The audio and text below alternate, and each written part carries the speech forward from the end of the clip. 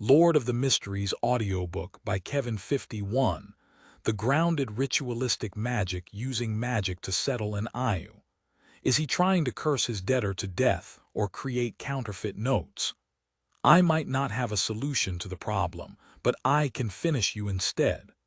All sorts of thoughts appeared in Klein's mind as he looked at old Neil with an oddly. He seriously considered the possibility of calling the cops. No, of informing the Nighthawks. Old Neil shot a glance at him and said, peeved, I can see ignorance, foolishness, and the weak and shameless disbelief in your eyes. Didn't Dunn tell you the maxim of the mystery priors? Do as you wish, but do no harm. Although this maxim originated from the secret and evil Moses Ascetic Order organization, Beyonders who choose the path of Moses Ascetic Order have proven that it's right through their own experiences. As long as one strictly abides to it and shows the needed fear and reverence, the risk of losing control will be minimized. The contrary has similarly been established. Your suspicion towards me is an insult to mystery priors. Sorry. Klein did not hesitate to apologize. He had indeed forgotten that Dunn Smith had once mentioned the maxim. Old Neil was not truly angry. In a blink of an eye, he chuckled. A pity. Very few Beyonders choose to be seers. There is no corresponding maxim to help you. But I have Emperor Roselle's diaries. Yes, strictly abiding to the maxim has a hint of acting. Klein suddenly came to this thought as he nodded as if in deep thought. Old Neil did not continue.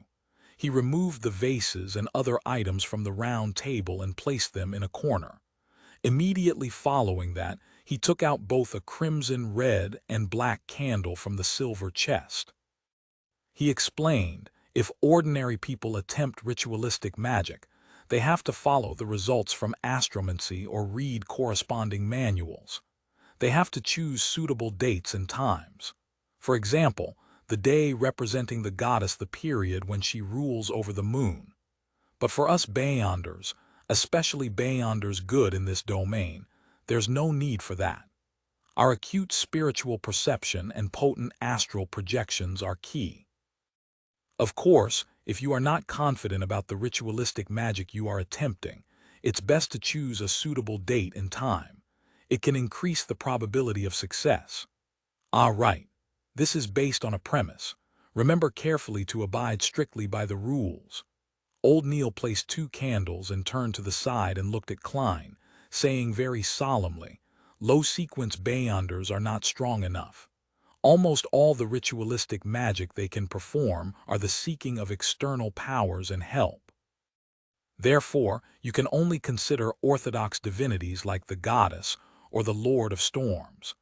Absolutely do not attempt to communicate with the unknown or unpredictable existences, even if people believe in them or the promises recorded are filled with enticements. Believe me, don't take any chances. As long as you attempt once, you will go down a slippery slope into the abyss with no return. Any work or resistance will only slow it down with no way to change the trajectory. I'll remember, Klein said in a deep voice. However, he felt a little afraid. My luck enhancement ritual has apparently sought power from an unknown and unpredictable existence. Furthermore, I have gained powers capable of pulling people into the fog that even a senior Beyonder like the Hanged Man finds unbelievable. Well, at least I think he is a senior Beyonder. Thankfully, I haven't gone mad or have any signs of losing control. While worrying over this, he proactively changed the subject. So Nighthawks should seek the help of the goddess. No one will stop you if you pray to the Lord of Storms. However, we are unable to tell from our ritualistic magic whether he replies with malicious intent or not. The outcome will be distorted in unpredictable ways. Old Neil successfully made Klein give up the idea in a joking manner. There was no so-called best, only necessary. After his exhortations, Old Neil picked up a crimson-red candle and said, by using candles made of moon flowers and dark red sandalwood, it will represent the goddess's identity as Lady of Crimson in the ritualistic magic. He pointed to the black candles and said, Candles made of night vanilla and slumber flowers represent the night. As he spoke, he placed the black candle on the top left end of the round table, while the red candle was placed on the top right end. Why do we symbolize the goddess with only 2 candles? She is also the mistress of calm and silence, empress of disaster and horror, and mistress of calm and silence. Old Neil chuckled. That's right. This is something I wished you asked. Before their fall, the Moses ascetic order had a very good relationship with the church. Their beliefs and results on ritualistic magic have heavily influenced us. They believe that all objects are numeric. Every number has a spirituality, and in ritualistic magic, 0 represents the unknown or chaos. It symbolizes the state of the universe before it was born. 1 represents a beginning, the first creator. 2 represents the world and various divinities that were produced from his body. 3 represents contact between divinities and material objects to create all things. Here, using 2 candles represents the goddess, while the 3rd candle is for you. Which 2 candles and which 2 symbols to have depend on the intended effects of ritualistic magic. 3 begets all things 1. All things stem from 3. Klein could not help but recall certain things from his previous life. Seeing Klein listen attentively, old Neil took a 3rd candle and said, "This is the candle representing me. It's a very ordinary candle which only has a little bit of mint added. Take note that plants like roses, lemons, mint, moonflower, night vanilla, and slumber flower are beloved and cherished by the goddess." Viewing it from another angle, the 3 candles represent the bodies, spiritualities, and godhood of every person. After finishing the description, old Neil placed the 3rd candle in the middle of the round table. He then took out a bottle of concocted full moon essence oil, a huge cauldron engraved with the dark sacred emblem, a silver knife with gorgeous patterns, a cup of water, and a saucer of coarse salt. To Beyonders who are not good at ritualistic magic, there is a need for bells, crystal balls, silver cups, incense, or other supplementary items. However, mystery priors and seers have no need for that. These artifacts are already sufficient. Old Neil placed the fake goatskin parchment with the ayu just below the cauldron and used a special quill to hold down one corner.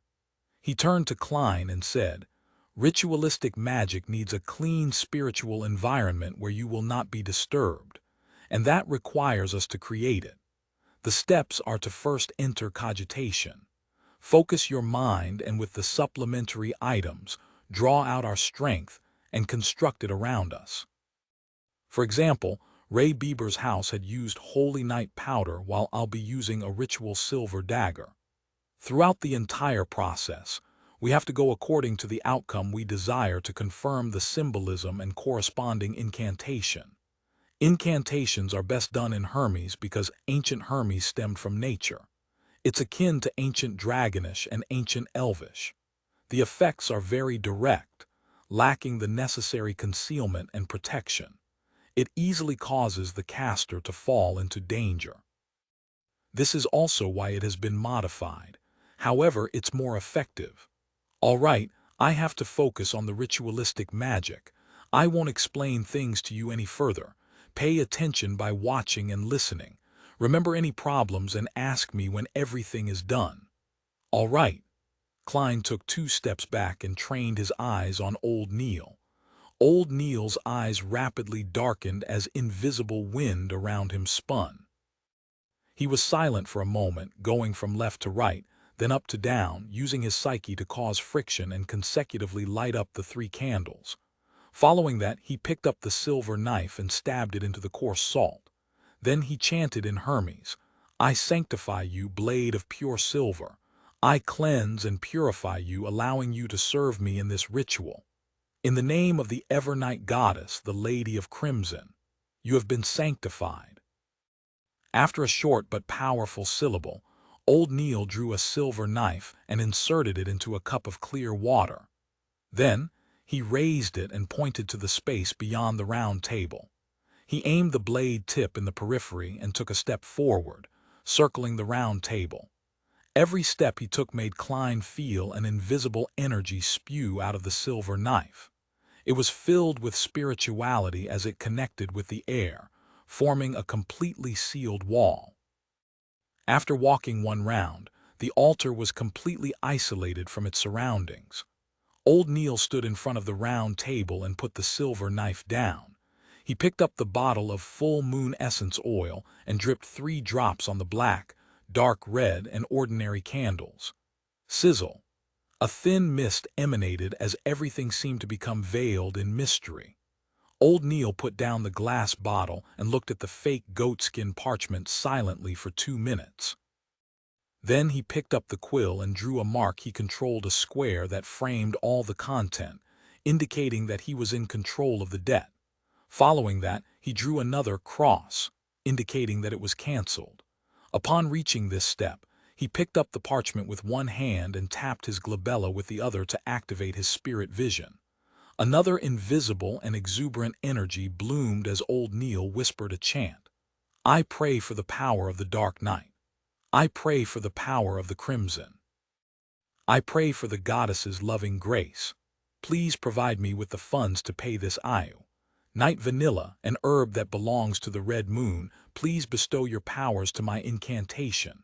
Moon flower, an herb that belongs to the red moon, please bestow your powers to my incantation. Klein was completely flabbergasted, listening from the side. All sorts of thoughts arose in him.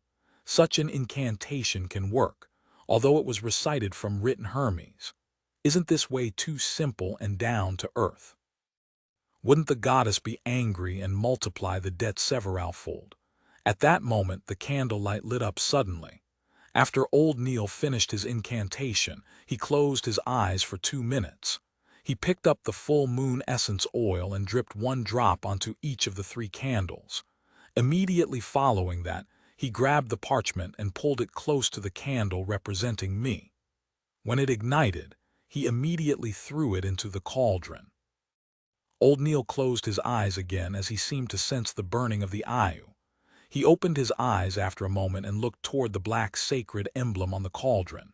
The parchment was already completely incinerated. Praise the lady. Old Neil tapped his chest in 4 spots, forming the shape of the crimson moon. Then, he extinguished the candles in the opposite order as he lit them. After finishing everything, he used the silver knife to rip apart the invisible wall around him. A huge wind stirred immediately as Old Neil heaved a sigh of relief. It's done. That's it, Klein asked in a daze. Has the ayu been settled? How? I don't know either. Anyways, it will be settled in a reasonable manner, said Old Neil with a smile as he threw up his hands. This. Klein was unsure what expression or words to use as a response. Isn't this a little unreliable? This is a Taoism saying. Tao begets 1, 1 begets 2, 2 begets 3, 3 begets all things. 52 Spectator, stop thinking about the bloody ayu. Let's discuss the ritualistic magic. Old Neil put away the candles, cauldron, silver knife, and other items with a relaxed expression. Klein really wanted to shrug his shoulders like the Americans in his previous life, but ultimately could not bring himself to do something that ungentlemanly. He turned his focus toward the ritualistic magic and threw out detailed questions that puzzled him, receiving answers from them. For example, the incantations had a particular format. As long as they were satisfied and the key meaning was expressed in Hermes, the rest could be left to one's creativity. Of course, blasphemy or disrespectful descriptions were absolutely forbidden. The mysticism class lasted until noon before Old Neil coughed twice. We have to return to Zoutelen Street. With that said, he grumbled in an indistinct manner, to get these bloody materials, I missed my beloved breakfast. Klein looked around both amused and puzzled. Mr. Neil, do you have a chef? Or a maidservant in charge of cooking? A weekly salary of £12 could hire several servants. According to the newspapers, with board and lodging provided, hiring an ordinary chef cost anywhere between 12 to 15 soldi a week. It did not even need £1. A maidservant to do miscellaneous chores was even cheaper. Their weekly salaries ranged between 3 solely 6 pence to 6 solely. Of course, one could not bear any hope of them having any culinary skills. That's not right. With Mr. Neal's debt of £30, it's only normal he doesn't hire any chefs or servants. It seems I've asked another question I should not have asked. While Klein regretted his question, old Neal shook his head without minding it. I often attempt ritualistic magic, research extraordinary items and read corresponding documents at home, so I don't know is it possible that I hire ordinary people as chefs, butlers or maidservants. I only hire someone to clean up the place regularly, and if they are not ordinary people, do you think they will be willing to do such jobs? I seem to have asked a silly question. It's possibly because I will not do anything that involves mysticism at home, explained Klein in a self-deprecating manner. Old Neal had long stood up, wore his round felt hat, and while walking out the door rambled on. I seem to smell pan-fried foie gras. Once the IU is completely settled, I'll definitely have one set. For lunch, I'll definitely eat roasted pork glazed with apple juices. No, that's not enough. I must have a sausage infused with mashed potatoes. You are making me hungry. Klein swallowed his saliva as he caught up to old Neal and headed for the nearby public carriage stop. After returning to Zoutelen Street, old Neal suddenly grunted after stepping down the carriage. What do I see? Goddess, what am I seeing? He was suddenly as nimble as a 17 or 18-year-old lad. He quickly came to the roadside and picked up an item. Klein leaned close out of curiosity and looked carefully. He realized it was a wallet with fine workmanship. With his lack of experience, he could barely tell if the dark brown wallet was made of buffalo skin or sheepskin, but he noticed a small light blue logo embroidered on the side of the wallet, a white dove spreading its wings as if ready to take off. That was Klein's first impression. The second thing he noticed was the stack of paper notes in the bulging wallet. There were more than 20 gray notes imprinted with black ink gold pounds. Old Neal opened up the wallet and pulled out the notes. When he looked at it carefully, he immediately chuckled. 10-pound notes. The honorable founder and protector, William I. Wow, goddess, there's a total of 30 notes. There's also a few 5-pound notes, 1 pound and 5 solely notes. More than 300 pounds. That's a huge amount of money in every meaning of the word. I might not even earn that much in 10 years. Klein's breathing turned heavy involuntarily. As the amount of gold pounds was immense, picking up such a wallet was equivalent to picking up a briefcase of banknotes in his previous life. I wonder which gentleman dropped it. He can't be someone ordinary, analyzed Klein calmly. Such a wallet was clearly not a woman's. There's no need to care who he is, said old Neal with a chuckle. It's not like we attempted to divine and take money that doesn't belong to us. We should wait here for a moment. I believe the gentleman will soon be back searching for it. It's not something that can be given up no matter who it is. Klein heaved a sigh of relief. He had a brand new understanding of old Neal's morals. He was rather worried that he would have used the goddess's bestowment as an excuse and paid off his debt. He was still wondering how to prevent it and persuade him otherwise. Is this do as you wish, but do no harm? Klein suddenly learned something new. The duo did not wait more than a minute by the streets when a luxurious four-wheeled carriage zoomed over. Its side had a light blue logo with a dove spreading its wings. The carriage stopped, and a middle-aged man dressed in a black formal suit with a bow tie of the same color alighted. He looked at the wallet, took off his hat and said politely, "Sirs, that should be my master's wallet. Your logo is proof of everything, but I need to make additional verifications. This is to be responsible for all parties." "Might I ask how much money is there in the wallet?" replied old Neal politely. The middle-aged man was taken aback as he said in a self-deprecating manner almost immediately, "As a butler, I do not know how much money Master had in his wallet. Sorry, please permit me to ask. As you wish. Old Neil gestured for him to do as he pleased. The middle-aged man walked to the carriage's side and through the window conversed with the person within. He approached Klein and old Neil again and smiled. More than £300, but less than £350. My master does not remember the exact number. Does not remember. That's really some filthy rich guy. If I had that much money on me, I would definitely be counting it again and again. Klein was filled with envy. Old Neil nodded and handed the wallet back. With the goddess as proof, this belongs to you. The middle-aged man took the wallet over and did an estimate before pulling out 3 £10 notes. My master is Sir Deweyville. He wishes to commend your morals. This is what an honest person should receive. Please do not reject it. Sir Deweyville, the one who established the Deweyville Trust. The Sir Deweyville who provided cheap rental apartments to the working class. Klein immediately remembered the name. He was a knight that his brother respected but did not believe was grounded in reality. Thank you, Sir Deweyville. He is a kind and generous gentleman. Old Neil did not stand on ceremony as he received the 3 notes. After watching Sir Deweyville's carriage depart, he turned to look at Klein when he saw that there was no one around. He flicked the notes and chuckled. £30. The IOU is settled.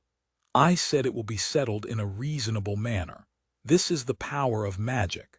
Holy F-King power of magic that actually works. Klein was once again flabbergasted.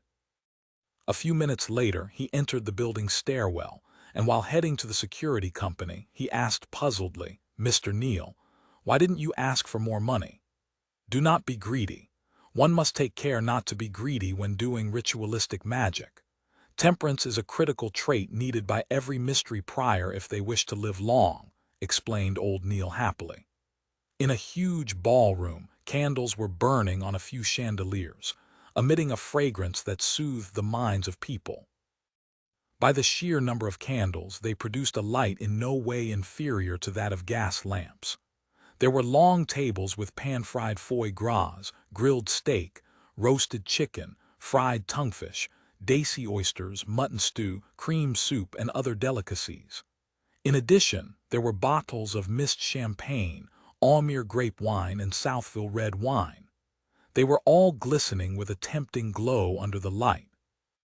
Servants in red vests carried trays with crystal cups and shuttled between the gentlemen and ladies dressed both elegantly or gorgeously.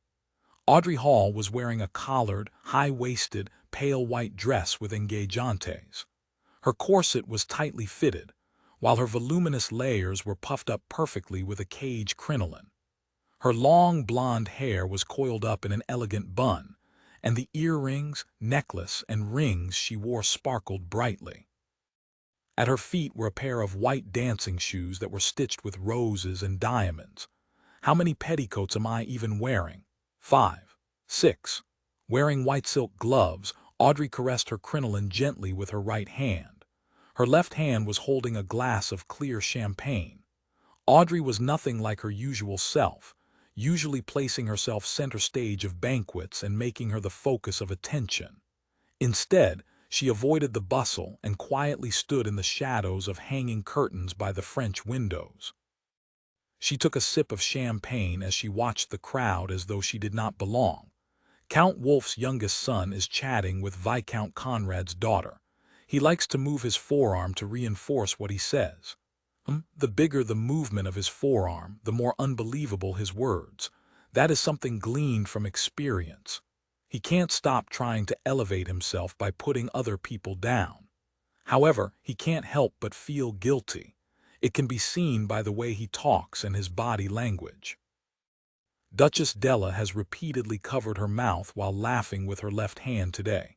Ah, I see. She is showing off her pure ocean blue sapphire. Her husband, Duke Negan, is discussing the current situation with a few conservative nobles. Since the banquet began, he has searched for Duchess Della once. They almost never make eye contact. Maybe they aren't as in love as they pretend to be. Baron Larry has made Madame Parnes laugh 7 times. That's very normal, nothing strange about it, but why does she look at her husband with guilty eyes? Oh, they have gone their separate ways. That's not right, the directions they are headed leads to the garden. In the extravagant banquet, Audrey saw many details she never noticed in the past. There was an instant where she nearly believed that she was watching an opera. Everyone is a good opera actor. She sighed silently as her eyes remained limpid. At that moment, she suddenly sensed something and turned her head. She cast her gaze onto a dark corner in the large balcony outside. In the shadows was a huge golden retriever sitting there silently. She was looking inside at Audrey while half her body was hidden in the darkness. Susie. The corners of Audrey's mouth twitched as her expression instantly changed. She could no longer maintain her state as a spectator. 53 Listener, an ancient three-masted sailboat, was navigating through a tumultuous storm in the sea. It was not fast and its displacement was lacking. With the weather and the sea looking like a cataclysmic scene, the sailboat was like a withered leaf separated from its tree. However, regardless of how the typhoons rampaged or how terrifying the waves were, it continued sailing peacefully without any signs of tilting. Alger Wilson stood on the empty deck as he looked at the massive waves that resembled mountains. His thoughts were a mystery. It's going to be Monday again. He muttered silently to himself. It was the day belonging to Mother Earth, the beginning of a series of waxing and waning. However, it meant something different to Alger. It belonged to a mysterious existence forever enveloped in grayish-white fog. At least I haven't been reduced to a madman. He stopped looking around as he gave a self-deprecating chuckle. At this moment, one of the only few sailors he had leaned over and asked reverently, "Your Grace, where are we setting course for this time?" Alger surveyed his surroundings and said in calm voice, "Pursue the Listener from the Aurora order." The storm subsided as mist emanated. On a strange sailboat with cannons on board, an 8- or 9-year-old boy with soft yellow hair was looking at pirates around him in fear. They were disorderly, some enjoyed barrels of beer, some swung around with ropes, others mocked each other, and some even fought with their fists. He turned to look at a black-robed man standing in the shadows. He suppressed his voice and asked, "Father, where are we going?" 5 days ago was his first time seeing his father, a father who proclaimed to be an adventurer. If not for the oil painting his late mother left him that confirmed his father's identity, and the fact that the orphanage had opened its doors to him, he was absolutely unwilling to leave his hometown and follow his only kin, who was also nearly a stranger. The man in the shadows lowered his head and looked at his son. With an amiable expression, he answered, "Jack, I'm bringing you to a holy place, a holy residence where the Creator once lived. Is that the kingdom of God? We mortals can only enter by winning His grace." Jack had been well educated by his mother and knew this much. He was both surprised and fearful about the matter. Standing in the shadows, the man had an unforgettable jawline as though he was a sculpture chiseled by the best artisan. He placed his hand to his ear and made a listening pose. He replied in a tone that sounded like sleep-talking, "Jack, mortals are a wrong concept. The Creator created this world and He is everywhere. He exists in every living being. Therefore, all beings have godhood. Once the godhood attains a particular level, they can become an angel. The 7 fake gods at present are only powerful angels. Look, I can now hear the teachings of the Creator. Ah, how extraordinary is this revelation! Life is only a tour of the Spirit. When the Spirit is sufficiently potent and resilient, we can find our godhood and fuse with even more godhoods." Jack could not understand the complicated description. He shook his head and asked another question he previously did not have the chance to. "Father, I heard from Mother that after the Creator created this world, He split into all beings and does not exist in actuality. Then, why does His holy residence exist?" As a 7- to 8-year-old child, he was logical. The man with the chiseled face was taken aback. He turned his head away as though he was listening to more murmurings. Suddenly, he slumped down, knees on the deck. His exposed skin protruded black shards. He clenched his head with both hands as his expression warped, and he shouted in extreme pain, "They are lying." After lunch, having had old Neil promise him that he would bring him to the underground market the next time he went, Klein slowly returned to the Blackthorn Security Company. He chose the two options of reading the documents in the staff office and practicing his abilities, or take the opportunity to go out and act as a seer in the divination club before Captain Dunn stopped him. However, before he could make the decision, he saw Dunn Smith walk in. He was dressed in the usual black windbreaker and half-top hat. "Captain, any updates?" Klein thought of the whereabouts of the Antigonus family's notebook as he asked with concern. Without showing any signs of fatigue in his gray eyes, Dunn said, "The facts have corroborated that the Antigonus family's notebook is in Ray Bieber's hands. However, he has vanished completely. I have already informed the various Nighthawk teams of this matter through a telegram. They were requested to pay attention to the various piers and steam locomotive stations. The first batch of printed portraits was mailed out yesterday afternoon and will be printed in various major newspapers. How nice it would be if there were phones, fax machines, surveillance cameras, and big data. What a pity. I know how to use all of them and even understand a little of the logic behind it." Klein exhaled silently. "But regardless, we can consider ourselves as having found the notebook. And this is all thanks to you. Of course, it still needs another round of confirmations. I have already sent a telegram to the Backland Diocese, requesting them to escort sealed artifact 2049 here. It was once a dangerous item of the Antigonus family. It can help us know if Ray Bieber is a descendant of the Antigonus family. A Grade 2 sealed artifact. Dangerous. They can be used with care and moderation." Klein had originally wanted to ask about the sealed artifact, its special abilities, and the danger it posed out of curiosity, but he instantly recalled that he lacked the necessary clearance. He had no choice but to give up. "May Goddess bless us." Klein tapped 4 spots on his chest, forming the sign of the full moon. Dunn pushed open the door to his office and said with a slight nod, "The goddess has always been protecting us. Klein, if you had not chosen Seer, you would be a formal member after this matter is verified. You could have chosen Sleepless, but pity. To be frank, I'm still puzzled over your choice. Although Corpse Collector is quite off-putting, you have seen Dolly as well. You should know that spirit mediums vary in strength. As for Mystery Priors, they're a good choice too. At the very least, you have old Neil as a role model, so he will make sure the risk of losing control is minimized." With regards to this question, Klein had prepared an answer from the beginning. He just never had a chance to use it since Dunn did not ask. He was only able to answer in passing. He organized his words and said, "My considerations stem from the fact that seers and mystery priors are considered beyonders with a support role. They do not need to always face enemies, for that's too dangerous. And both you and old Neil said that in the domain of mystery and beyonders, curiosity and experimentation usually brings about terrifying outcomes. Describing mystery priors as prying mysteries made me worried, so. As you know, I was only an ordinary graduate not long ago. A lack of guts is the only reason I made such a choice. I have to say that this is a very reasonable answer that goes beyond my expectations." Dunn massaged his temples and chuckled. He turned halfway as his gray eyes sized up Klein. "Continue going out for now. Do not limit yourself to the paths leading from Welch's Place to Iron Cross Street.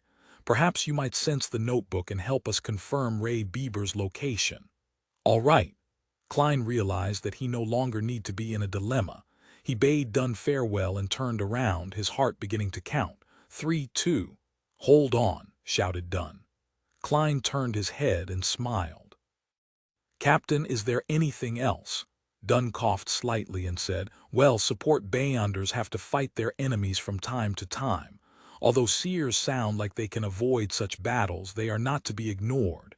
You have to maintain your shooting skills and work on increasing your strength.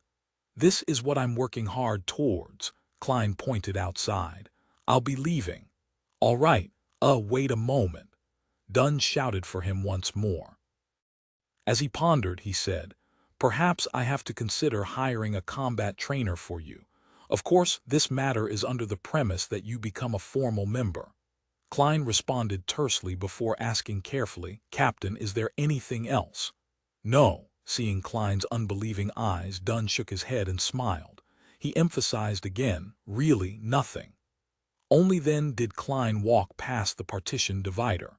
He bade farewell to Razan and Mrs. Oriana and headed to the shooting club for practice.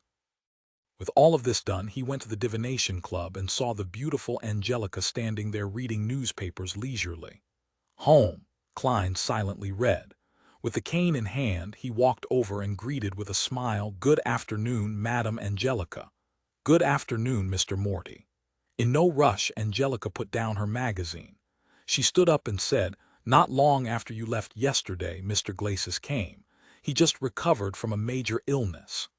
Klein heaved a sigh of relief as he smiled. That sure is something worth celebrating. Upon hearing this, Angelica, who was secretly observing him, lowered her voice and asked out of curiosity, Mr. Glacis said that you are a very, very, very magical doctor. Are you? What? Klein looked at the lady in front of him, suspecting if he was hearing things. What made him think I'm a doctor? Even I do not know. 54. The first divination requester. Upon seeing Klein's odd expression, Angelica immediately felt her beliefs waver.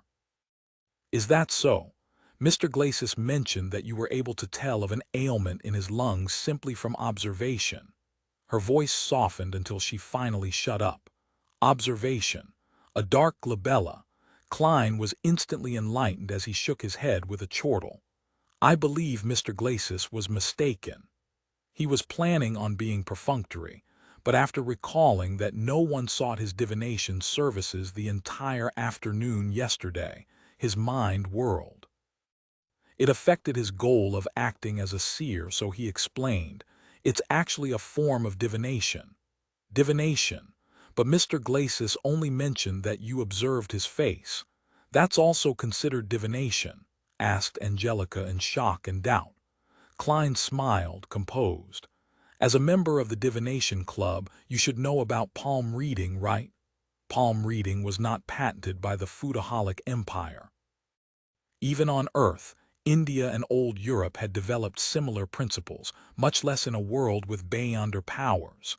I know about it, but it seems you did not read his palm. Were you observing him in secret? Asked Angelica curiously. I was using face reading. Klein cooked up a lie. Its principles aren't very different from palm reading at a fundamental level. Really? Angelica's eyes were filled with disbelief. In order to develop his career as a seer, Klein chuckled. He pretended to be in thought as he tapped his glabella twice. He focused his eyes and Angelica's aura presented itself. Her head was purple, her limbs were red, her throat was blue. There was no problems with her health except for some colors being duller. However, that was a manifestation of ordinary fatigue. Klein then looked at her emotions. She saw orange mixed in with some red and blue. It also meant warmth coupled with some excitement and thought. Thankfully. After realizing that there was nothing abnormal about her, Klein planned on deactivating his spirit vision. But it was at that moment when he suddenly saw rich darkness hidden in the depths of her emotional colors. Furthermore, she is lacking a little of white and eagerness to improve. Klein nodded while in thought. Mr. Morty, were you reading my face?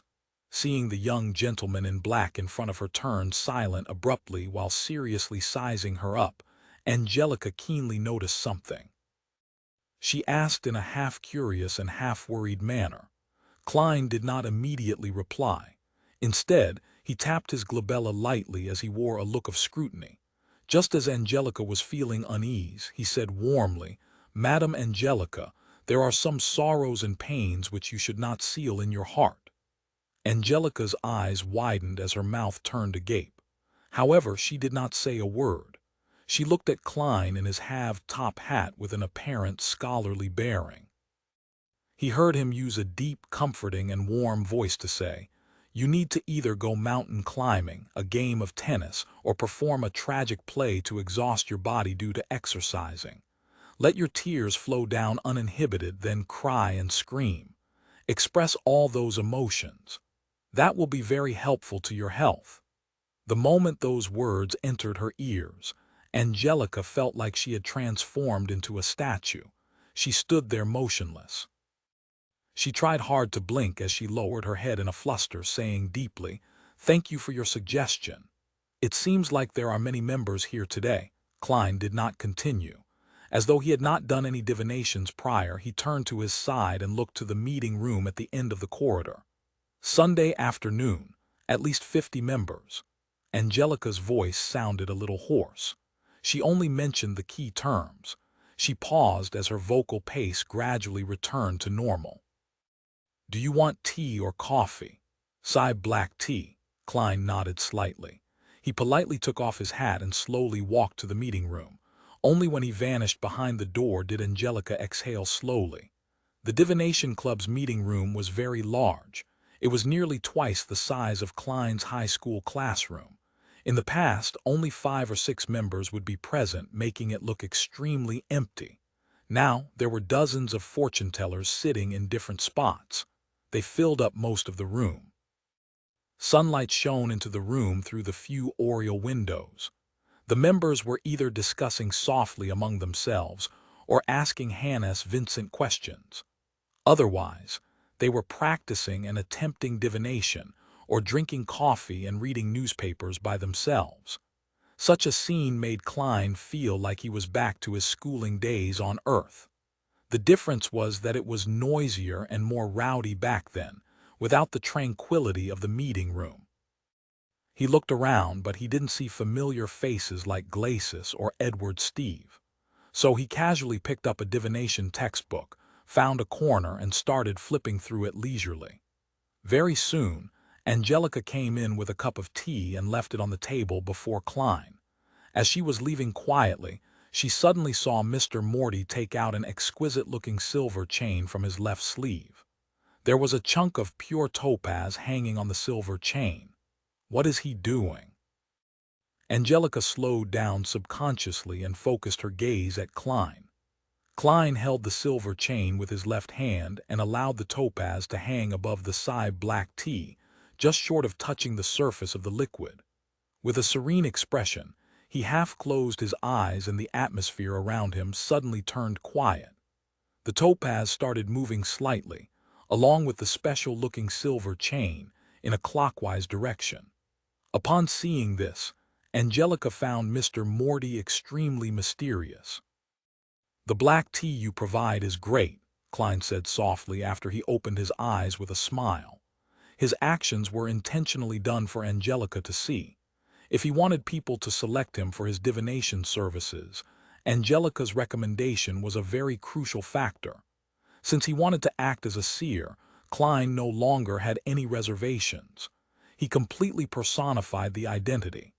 "Yes, Mr. Vannas is very picky about the quality of tea," Angelica said, stunned. Klein put away his spirit pendulum by winding it properly. Then he raised the white porcelain cup with floral design. With a smile, he gestured politely at her with his cup. Angelica returned to the reception hall, but she no longer had the mood to read magazines. She sat there, gazing into the distance. It was a wonder what she was thinking about. This continued until there were knocks on the door.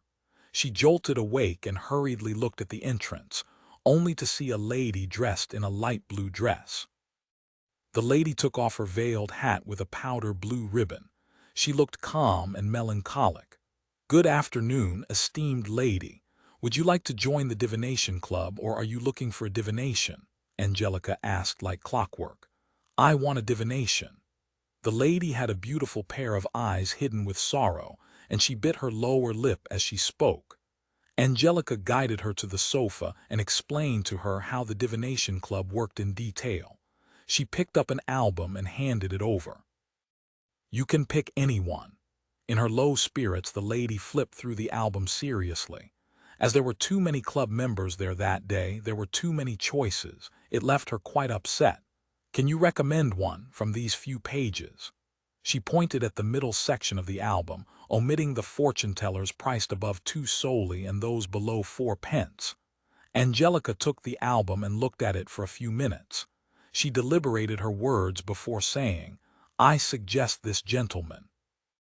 The lady, who looked uneasy, took a glance and realized that it was a fortune-teller named Klein Moretti. "Mr. Moretti just joined the club.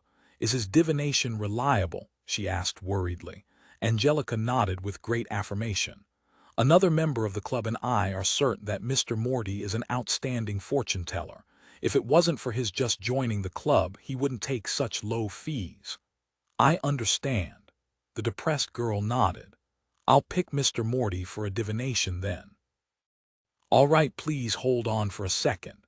Angelica took the album and walked towards the meeting room. She came next to Klein and said with a suppressed voice, "Mr. Moretti, someone wants you to divine for them. Which room would you like to use?"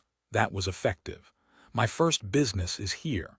Klein put down his teacup and nodded calmly as he said, "Topaz room." "All right." Angelica walked slowly ahead of him and led him to Topaz room before opening its wooden door. Klein sat behind the table that had various divination tools on it. He waited less than a minute before he saw a woman in a light blue dress walk in. She looked down and melancholic. Seizing the opportunity when she was closing the door, he tapped his glabella twice. "The yellow color in her stomach seems a little dull. The dark color of her emotions is very heavy, mainly worry and anxiety." Klein looked her over carefully and leaned backwards. He then lifted his hand to cut off his spiritual vision. "Good day, Mr. Moretti." The woman in the light blue dress sat down. "Good afternoon, how may I address you?" Klein asked politely, not carrying much hope of getting an answer. As a keyboard warrior, he knew that many people were not willing to use their real names during divination. "You can call me Anna." The girl put her veiled cap aside. She looked at Klein with mixed anticipation and doubt and said, "I would like to divine about my fiancé's situation. He traveled to the southern continent in March for a business deal. He sent me and his family a telegram last month on the 3rd, saying that he was going to set sail and return. But he did not return after 20 days. At first, I believed that his delay was due to the Berserk Ocean's weather, but as of today, it has been more than a month. The ship he took, the Alfalfa, still hasn't arrived at Enmat Harbor. The ocean that separated the northern and southern continent was called the Berserk Ocean. It was well known for natural calamities and its countless dangerous currents. If it was not for Emperor Roselle, who sent men to discover a few safer sailing routes, countries in the northern continent would still have yet to enter the age of colonization, let alone lay an underwater cable to complete a transoceanic telegraph. Klein looked at his very first client of his career as a seer and asked carefully, "Which divination method do you wish to use?" 55 Revelation Anna, with her beautiful eyes, hesitated for more than 10 seconds. "You can choose any type that you believe will be accurate. You are the fortune teller while I'm not. Of course, apart from cards, including tarot, I have also attempted studying them at home. I always felt they were more like toys or a game." Klein thought for a moment, his wrists leaning on the edge of the table. He steepled his hands before his face, his gaze peaceful. He said softly, "Then we shall use the astrolabe." He pointed to a fountain pen and stack of white paper on the table and said, "Write down the name of your fiancé as well as his facial features, address, and date of birth. It would be even better if you can remember the specific time he was born." From her clothes, makeup, and demeanor, Klein did not believe that she was illiterate. Anna did not reply. She extended her hand and took a piece of paper. She lifted the pen and dipped it in some ink. She started writing, pausing occasionally to think. 2 minutes later, she pushed the paper toward Klein. Klein received it and turned it around. The information on the paper read, Joyce Mayer, 15th September 1323, 2:00 p.m. Tingen City, East Borough, 8 Stevens Street. Short blonde hair, aquiline nose. With just a short glance, Klein quickly calculated the person's spiritual number. 1 plus 5 equals 6 in the study of spirit numerology and mysticism. Adding the numbers of the day the person was born was called their birth-day path number, affecting the person's life before 27. Birth month path number, calculated by adding the numbers in their birth month, affected their life from 27 to 54 years old, while the birth year path number, calculating the numbers in their birth year, affected their life from 54 years old onward. It was July 1349, so Joyce was not yet 27. Thus, Klein immediately calculated the birth-day path number. The number 6 represented a balanced and harmonious life, with a heart for giving and a decent marriage or engagement. Following this, he quickly calculated Joyce's year path number. The so-called year path number was calculated by replacing the birth year with the current year. The digits were then added with his birthday path number and birth month path number to get a general understanding of the person's luck for the year. 1 plus 3 plus 4 plus 9 equals 17. 1 plus 7 equals 8. 8 plus 9, birth month path number, plus 6, birthday path number equals 23. 2 plus 3 equals 5. His year path number is 5, signifying that he would meet with change and accident. He would be required to take certain risks. Klein made a silent judgment after consolidating the facts. He confirmed that the information Anna gave was correct. He retracted his gaze from the paper and turned it toward Anna. Mr. Mayer set off on his journey on the 3rd of June. If he did not lie, that is indeed the case. Anna bit her lips. All right. Klein took the fountain pen and made a note of that. He looked at Anna with his dark brown eyes and said gently, I will begin creating the astrolabe now. I will need some time and absolute silence. Do you mind waiting outside? Angelica will provide you with a cup of tea or coffee. All right. Anna knew that some fortune-tellers had their eccentricities, so she stood up unsurprised. She took her hat with the light blue ribbon and left the topaz room. Klein locked the door and returned to the table. He followed the information and set up the astrolabe, including elements such as his horoscope and locations of the corresponding planets and stars. Throughout the entire process, he did not open the astromancy manual. He completed the setup based on his memory. Over the past few days of his mysticism studies, Klein realized that he could easily grasp and understand anything about divination, quickly turning it into instinct. Perhaps that is the ability of a seer. He completed the astrolabe and felt satisfied. He felt as though his body, heart, and soul had relaxed considerably. As he looked at the outcome, he followed the path of the horoscopes and planets, as well as other supporting details to roughly deduce that Joyce Mayer had met with an accident but would ultimately survive it. At this point, the divination was technically complete, but Klein wanted to pay much attention to his first business transaction. He hoped to build a reputation to aid in acquiring future jobs. He picked up the pen and wrote a sentence in Hermes, Joyce Mayer's current situation. He read the sentence silently and memorized the information on the piece of paper, repeating it again and again. After 7 times, Klein grabbed the piece of paper and leaned back into his chair. He imagined the sphere of light, and his eyes became darker, allowing him to quickly enter a state of cogitation. The surroundings took on an ethereal quality. A formless, boundless fog stretched above him. Klein recalled the contents of the piece of paper, then relaxed. He fell into a deep sleep in this state.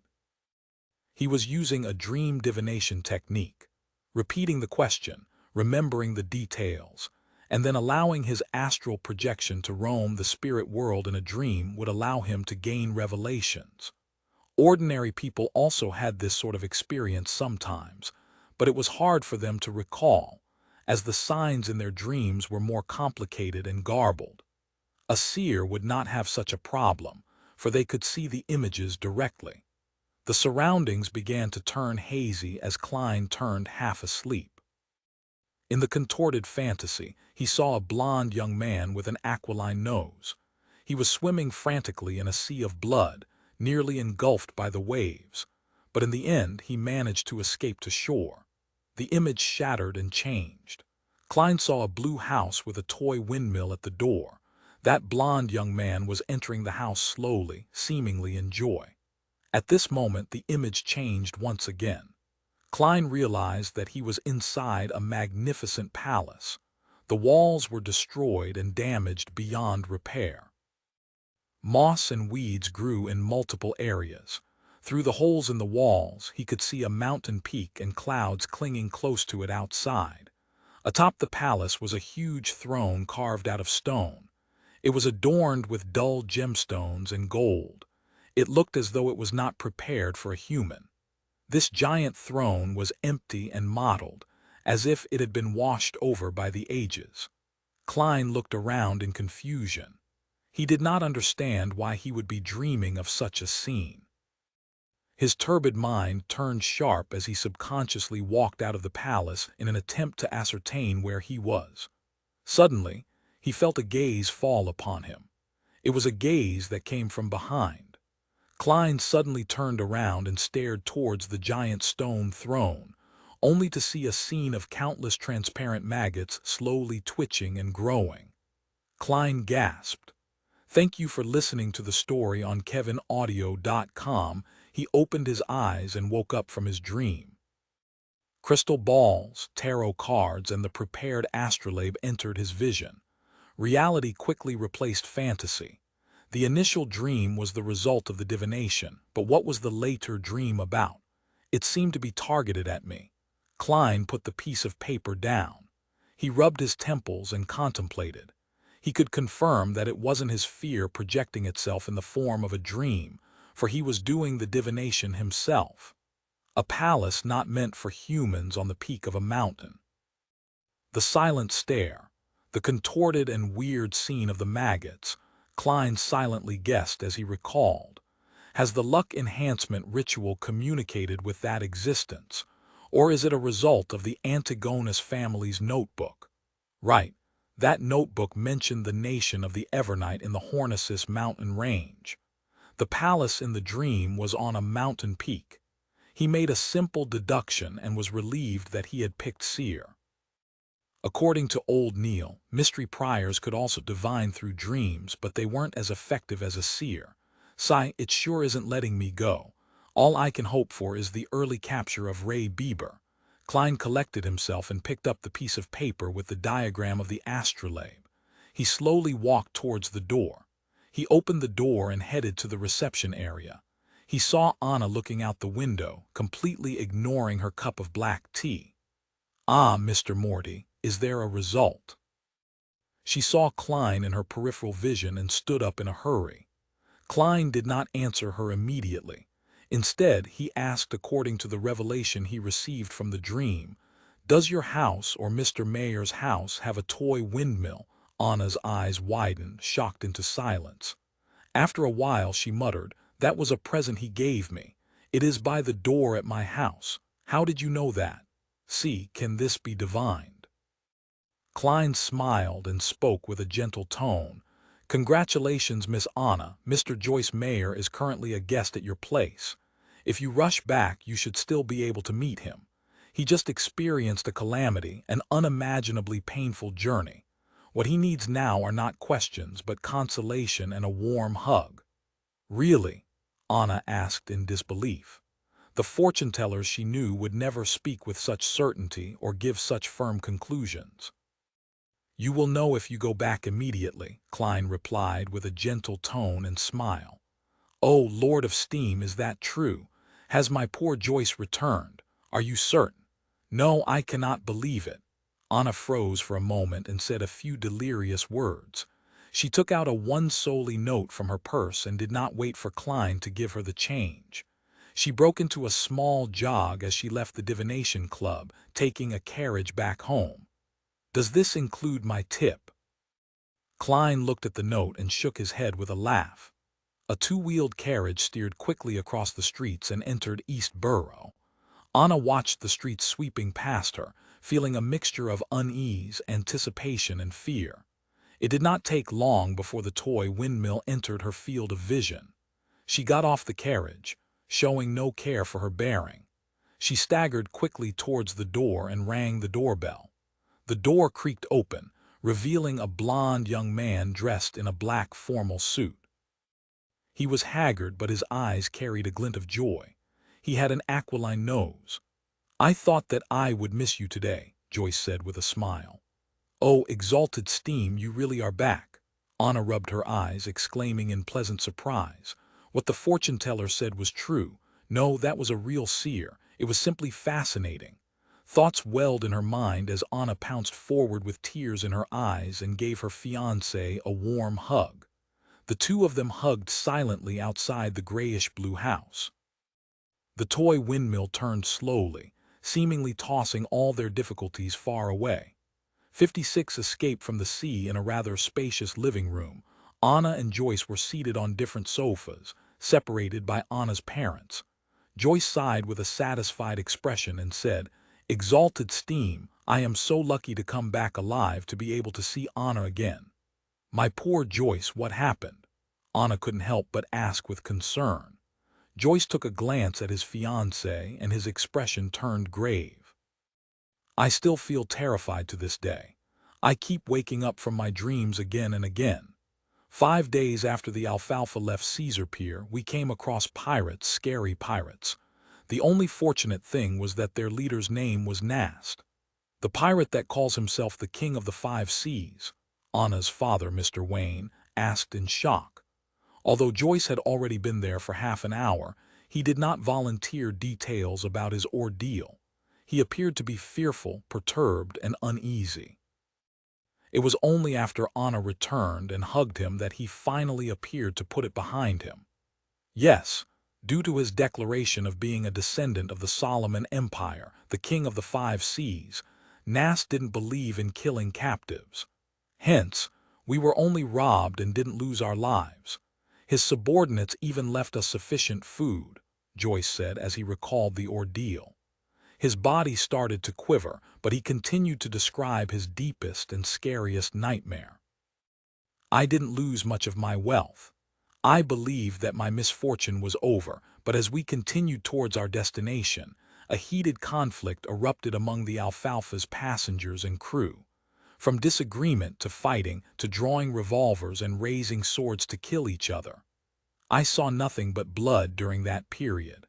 One after another, people beside me fell with eyes opened, never to be closed. Their limbs, hearts, and intestines were scattered across the floors. Those of us who were unwilling to turn into savage beasts, the rational group, had nowhere to hide and nowhere to escape. We were surrounded by deep blue waves and the boundless ocean. Some wailed, some begged for mercy, some sold their bodies, but their heads were hung from the mast either way. Anna, I reeled in despair back then. I thought I would never see you again. Fortunately, in such a nightmare, there was still a hero. The captain took us to hide in the sturdy keel of the ship, and we relied on the stored water and food there until the maniacs reached their limits. Mr. Triss encouraged us, courageously leading us in an assault against those murderers. After an unforgettable bloody battle, we survived, but the Alfalfa strayed off course, and only a third of the original sailors remained. When he depicted the most horrible and darkest side of the human psyche, Joyce couldn't help but recall the hero, the man that called himself Triss. He had a round and amiable face. He was shy like a girl and enjoyed staying in a corner. Only people whom he was familiar with knew that he was a very good conversationalist, but it was such an unremarkable boy who stood in front of everyone with determination in the worst of days. "Oh, exalted Steam, my poor Joyce, you went through such a heartbreaking ordeal. Thank God, praise be to God, he prevented us from eternal separation. Tears welled up in Anna's eyes as she constantly dotted 3 points to form a triangle, the sacred emblem for steam and machinery. Joyce revealed a faint pale smile. This is the reward for our faith. The alfalfa then went through storms, lost its course, and after surmounting one challenge after another, arrived at Enlightenment Harbor. Due to the bloodbath that had taken place on the boat, those of us that survived were held captive by the police and questioned separately. We didn't have a chance to send telegrams home to update our loved ones. When they released us this morning, I immediately borrowed some money from my friend and took the steam locomotive back. Thank God for letting me set foot on the land of Tingen again, allowing me to see all of you again. Then, he looked towards his fiancée in confusion. Anna, when you saw me, I could feel your happiness and surprise, but I couldn't understand why you rushed towards the door so excitedly right after you got off the carriage. I had planned on giving you a huge surprise. Anna thought about what had happened earlier and continued in disbelief. There's nothing to hide, Joyce. As I was worried about you, I went to the only divination club in Tingen City today for a divination. That fortune teller, no, the seer told me, he said. Your fiancé has returned. He's in the house with a windmill. What? The Wayne couple and Joyce exclaimed simultaneously. Anna covered her face and shook her head. I can barely believe it either, but it happened. Exalted steam, perhaps there really are miracles in this world. Joyce, that seer asked me for your name, characteristics, address, and birth date. He told me he was going to do an astrolabe divination. Then he asked me if the house with a toy windmill was yours or mine. When I confirmed it was mine, he said, Congratulations, Miss Anna. Mr. Joyce Mayer is currently a guest at your place. What he needs now are not questions, but consolation and a warm hug. God. Joyce found it unbelievable and incomprehensible. Does he know me? Did someone send him a telegram? Could it be that he is familiar with the police in Enlightenment Harbor? No, that doesn't explain it. How did he know that I came to your place? How could he possibly know that you would seek a divination? Did you make an appointment? No, I made a selection at the last minute, Anna replied with a vacant-looking expression. Perhaps a good seer needs to be in control of vast amounts of information, even if it cannot be used any time soon. Perhaps that is the fascinating aspect of divination. Anna's father, Mr. Wayne, sighed and concluded. In the known history of more than 1,000 years and in the uncertain fourth epoch, divination has existed and has yet to disappear. I think there must be a reason for that. Joyce shook his head lightly and asked, What's that seer's name? Anna thought and said, Klein Moretti. In the reception lobby of the divination club. As Klein had spoken softly, Angelica knew not to go close. Therefore, she only saw Anna leave as though she had lost her soul, wearing shock and confusion on her face. Angelica briskly walked to the sofa and asked out of curiosity, was the result good? She did not dare ask the actual result, afraid of violating the unspoken rule of fortune-tellers. Yeah. Klein nodded and took out 3 copper coins from his pocket. 1/8 of one soldi is 1.5 pennies, right? Yes. Angelica looked at the copper coins and realized that one of them was a penny and 2 of them were halfpence. She quickly held it out and said, There's an additional halfpence. Klein smiled faintly and said, Thank you for taking care of my customer. She gave me a tip, so it's only right I give you one. It's also to thank you for recommending me, he added in his heart. All right. Angelica felt an unknown fear of Klein, but since the reason was appropriate, she didn't refuse the offer. Klein returned to the meeting room, believing that there would be more people requesting his divinations. However, he did not receive a second customer by 40 minutes past 5. It wasn't because the divination club's business was poor, but because most people had already chosen a fortune-teller. They likely were recommended by others and had long determined whose services to hire. In short, I'm still lacking in reputation. Klein laughed at himself for using game terminology. He finished his third cup of black tea, grabbed his top hat and silver-edged walking stick, and walked leisurely out of the meeting room. Angelica suddenly recalled Glacis's instructions, and she quickly moved to intercept him. "Mr. Morty, when will you next visit the club? Mr. Glacis would like to thank you in person." "I will come over whenever I'm free. If fate permits us, he will definitely meet me," Klein replied, using the tone of a psychic charlatan as though he was in character. Then he left the club before Angelica could respond and took the public carriage home. When he stepped through the door, Klein found Benson reading the newspaper and Melissa putting together bits and pieces of gears, bearings, and springs in the evening sunlight. "Good afternoon. Did Mrs. Shaw visit?" Klein asked casually. Benson didn't put down his newspaper. Instead, he lifted his head. "Mrs. Shaw's visit lasted 15 minutes. She brought some gifts, and she was very happy with the muffins and lemon cake that we prepared. She also invited us over whenever we have the chance to. She is a friendly, well-mannered lady. She knows how to carry a conversation very well, too. The only problem is their belief in the Lord of Storms. They believe that girls shouldn't go to school but should be homeschooled instead," Melissa complained. It was obvious that she was very upset about it. "Don't mind that. As long as she doesn't disturb us, she will still be a good neighbor," Klein comforted his sister, smiling. The Lone Kingdom was a multi-religious nation. Unlike the Frosek Empire in the north, which only believed in the god of combat, or the Fainapotter Kingdom in the south, which only worshipped Mother Earth.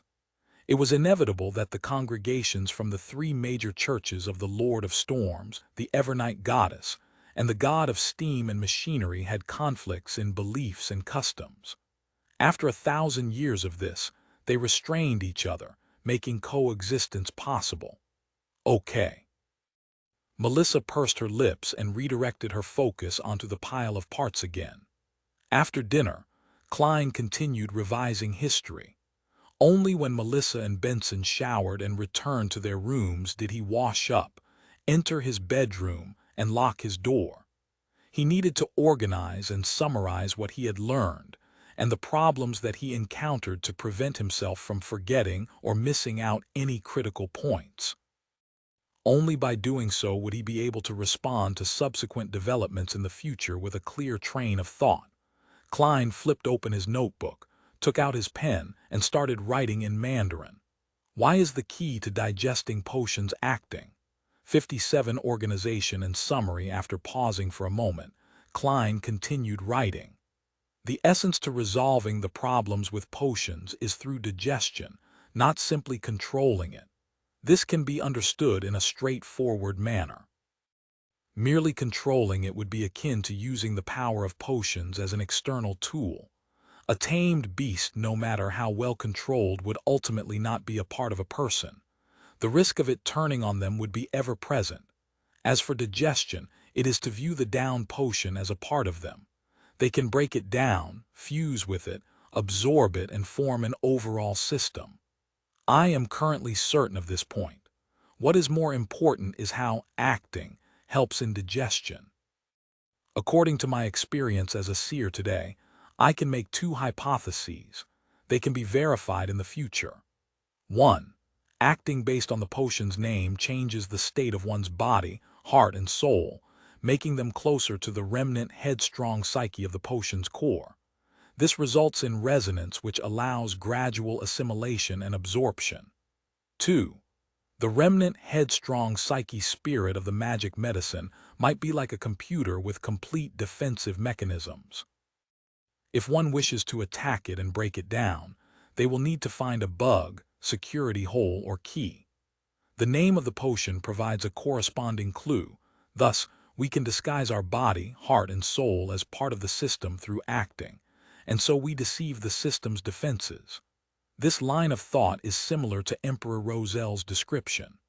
No matter which guess is right, there is no escaping the body, heart, and soul, for they are the only bridge between acting and the power of potions. Klein put down his pen and looked at the paragraph of text. For a moment, He even wanted to thank the education he received from the foodaholic empire. No matter if he chose science or engineering for his further education, he was equipped with the basics of logical thought. Otherwise, there was no way he could have become a keyboard warrior, nor would he have been able to analyze his current situation. Acting might have an effect, but we'll have to wait and see for the specifics, Klein guessed. After that, he wrote down his second question. Why would a seer, being more well-learned and professional in the domain of mysticism, be lacking in means when it comes to direct combat? Wouldn't being more well-learned and professional make a seer even more powerful, giving them the ability to discover a way to defeat their enemies? The reasons could be: first, just like the web novels I've read in the past, I have transmigrated to a game world that has become reality. Thus, different jobs come with different specialties that have to be balanced against each other. But up to this point, there has been no sign of this world being a game, nor are there signs of mission-like developments. I'll put this reason on hold, but it's very unlikely. Second, the fundamental law of this world is balance. The Creator made this world with the core idea of balance. Third, potions at the same sequence level would have the same level of power. It is the most optimal state based on what our forefathers found out and summarized. Exceeding this level of power would make it easier for one to collapse and lose control.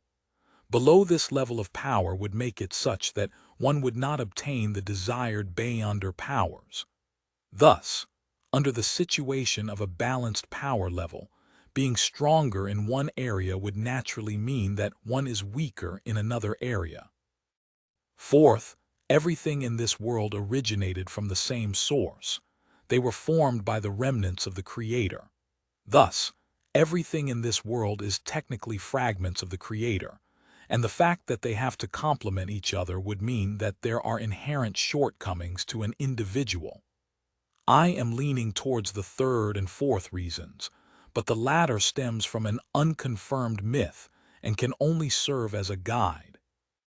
Thus, I shall use the third reason as a guide and try to ascertain it using my current knowledge and future studies. At this point, Klein had already written 2 full pages but did not stop. Instead, he penned a new question. From what I learned today, my luck enhancement ritual is categorized as a classic ritualistic magic. Similar kinds of ritualistic magic can be split into 3 parts, the first being a sacrifice that sparks the interest of a corresponding existence. The second is comprised of incantations specifically describing the existence in question. The third is using simple formatting and symbols to convey what one is asking for. Using this as a benchmark to analyze the luck enhancement ritual, there's an obvious problem. There is no third part.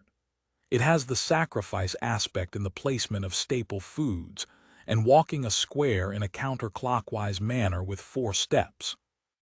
There is also a clear indication who the incantation is for, such as the phrase, "Blessings stem from the immortal Lord of heaven and earth." But all I did after was close my eyes and wait. There was nothing in the ritual that described the goal of enhancing my luck. In other words, the corresponding existence has no way of knowing what the so-called luck enhancement ritual is asking for, and can only do as they see fit. Do as they see fit. What a troll. Isn't that darn quintessential divination and arcane arts of the Qin and Han dynasty too much of a troll? I must have had rocks in my head back then for trying. Klein stopped writing and took 2 deep breaths, trying hard to calm himself down. He spat out a foul breath and continued writing. I can consider redesigning the ritual, making it more complete. The motive of the ritual shall be to return to Earth, back to the world with my parents and friends. Then here comes the question. Was the entity truly acting on a whim, or is there a deeper meaning to it? Also, is the entity that the descriptive incantations point towards in this world the same one from Earth? If so, the difference in results between the first and second ritual could be explained as the entity doing as it wishes. but the results of me appearing above the gray fog during the second and third time, while being able to connect to justice, and the hanged man has basically no differences. Why would that be so? If the fourth ritual tomorrow afternoon shows me the same stable results, that would mean that the effects are consistent. That would mean that the unknown entity has an agenda I do not know about. If that is the case, adding new descriptions and requests would not get me a clear response. In fact, it might complicate the ritual and result in adverse effects. Would the difference between the first ritual and the subsequent rituals under the premise that the entity I called upon is the same one mean that the results would be different depending on the world I'm in? It is like I am using a different interface. Then how can I design it to obtain my desired outcome? If I think that the entities behind the first and subsequent rituals are different, some of the questions can be perfectly answered. But similarly, the stability of the results in the second and third rituals would mean that the entity I am praying to has a certain agenda, and there is no way I can change that for the time being. The most important question is the identity of the entity that the ritual is directed. Where is he, and why doesn't he give me any clues or guidance? Could he be deep in the world of fog?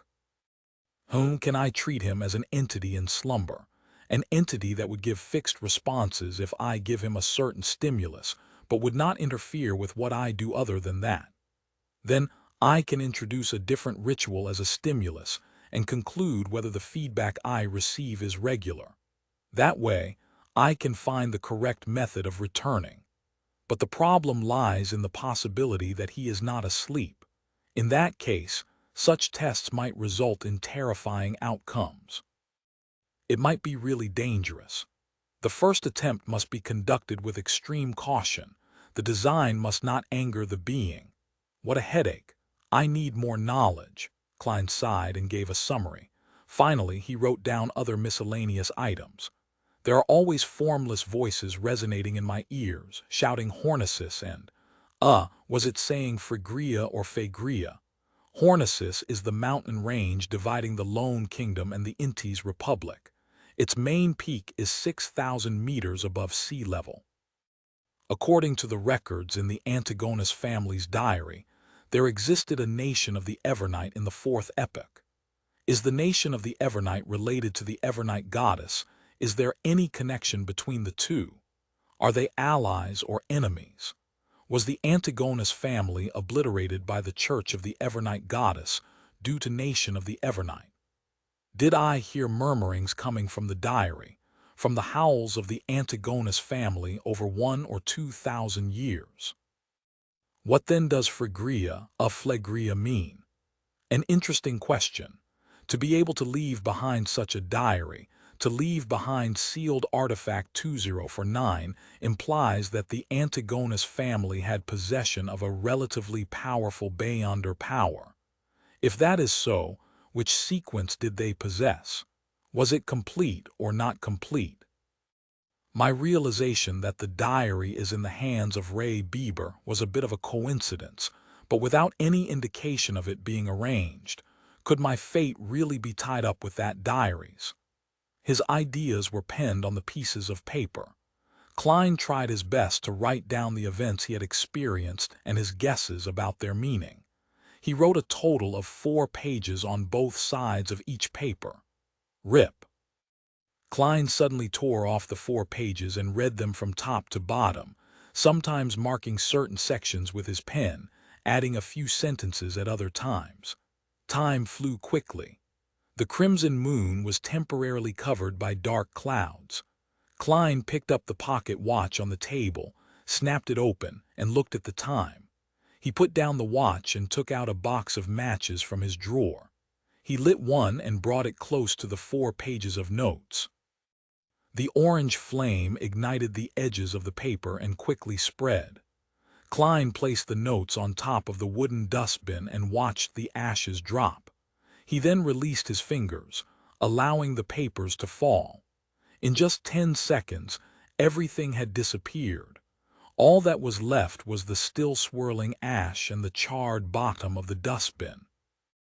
As there was Emperor Roselle's secret diary in this world, Klein did not dare leave behind any evidence that he knew how to write Chinese. If old Neil and the rest discovered the 4 pieces of paper he wrote, he would have no idea how to explain the matter.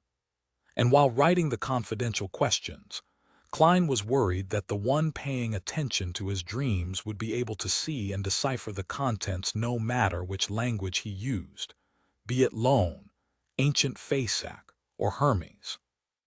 Therefore, he could only write notes in Chinese to organize and summarize.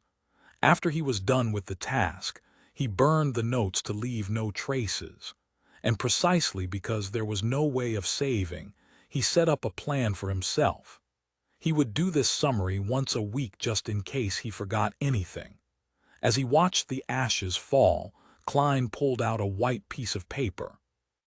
He wrote the title, "To My Respected Mentor." He wanted to write to Senior Associate Professor Quentin Cohen, asking if he had any relevant historical information about the main peak of the Hornicis mountain range.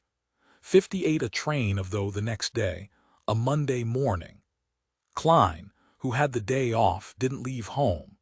Instead, he gave Melissa his letter directed to Mentor Cohen Quentin and more than enough money to buy stamps.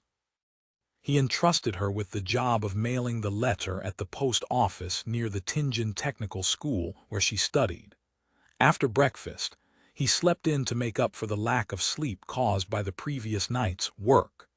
He only woke up because of his stomach's grumblings close to noon. He heated up some leftovers from the night before and ate them with a loaf of rye bread. Klein grabbed a newspaper and entered the bathroom on the 2nd floor. Whenever he did that, he couldn't help but sigh at the lack of a cell phone. After about 7 or 8 minutes, he left the toilet refreshed and washed his hands. He then returned to his bedroom and locked his door. Klein drew the curtains, lit up the gas lamp, and cogitated for half an hour.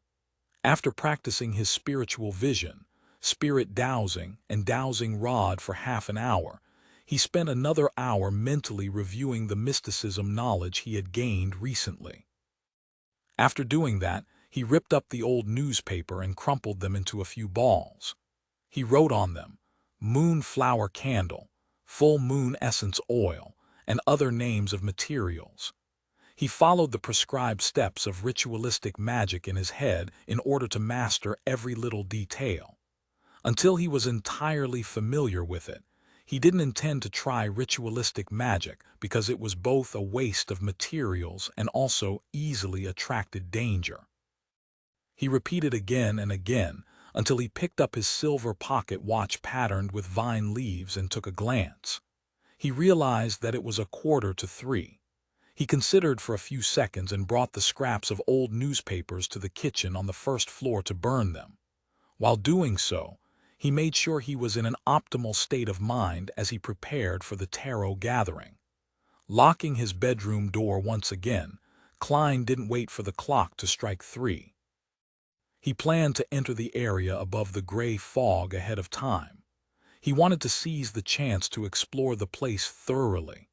As Klein stood in an empty spot in his room and started walking counterclockwise, he suddenly worried that Justice and the Hanged Man had yet to enter a suitable environment.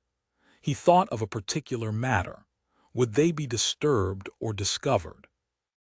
He had previously mentioned to allow Justice and the Hanged Man to apply for leave ahead of time if they needed to be absent from the gathering for some reason such as being unable to find time alone or unexpected circumstances. It would have been an almost unsolvable problem for Klein in the past. There was no way he could build an entire server-based internet by hand in a different world, right? Any technology beyond the telegram could expose him. But now he had suddenly found inspiration from ritualistic magic. Ritualistic magic borrows the powers of others by seeking the help of different existences. Similar incantations would make it clear who it is directed to in the beginning, such as the Evernight Goddess or the Lady of Crimson. It would be a description of the unknown and clandestine existences. Then, can I amend the chant and redirect the beginning of the chant towards myself, directed at me? This way, even if Justice and the Hanged Man conduct the ritual in different locations, I would receive their messages. Klein suddenly felt fresh insight as he began analyzing the likelihood of the method working. There are two difficulties. First, I am not an incredibly strong high-level sequencer. Even if the description of the incantation was directed to me, I couldn't possibly receive the request. Second, how can I ensure that the description of the chant is directed at me accurately and doesn't stray away and hit some other unknown existence that fits the description? That would be incredibly dangerous. Klein paced back and forth, deep in thought for a possible workable solution. He went in circles with silent footsteps. Then, he naturally linked the matter with the mysterious world of the gray fog. Even if I can't receive the message, that doesn't mean the gray fog can't. Its connection with the crimson stars can drag a person into the space directly, regardless of where they are in the physical world. I could consider tying myself to the mysterious space together during the directed description. In accordance with this train of thought, even though I might not immediately receive the request, when the other party is holding the ritual, I will still be able to see the corresponding messages whenever I enter the gray fog.